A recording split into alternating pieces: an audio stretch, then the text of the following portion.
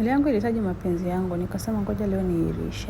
Nikachukua zangu asali, olive oil, parachichi pamoja na yai.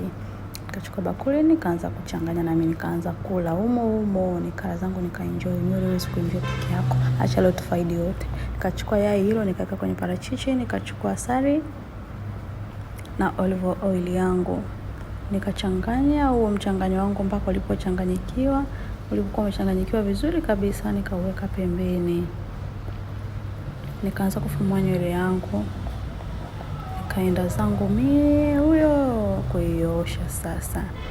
Nikapakwa sabuni, nikasuguliwa mpaka niliposikia raha. Baada ya hapo nikasuuzwa, niliposuuzwa nikachanganya huo mchanganyo. Baada ya kupaka mchanganyo nikaingia zangu kwenye stima. Na nilipotoka kwenye stima nikaamua zangu kuzifungua zile nywele ili zipoe kidogo, ndipo zikasuuzwa tena na maji ya baridi. Na zilipokuwa zimesuuzwa nikafunga zangu mabutu na nywele zikataka.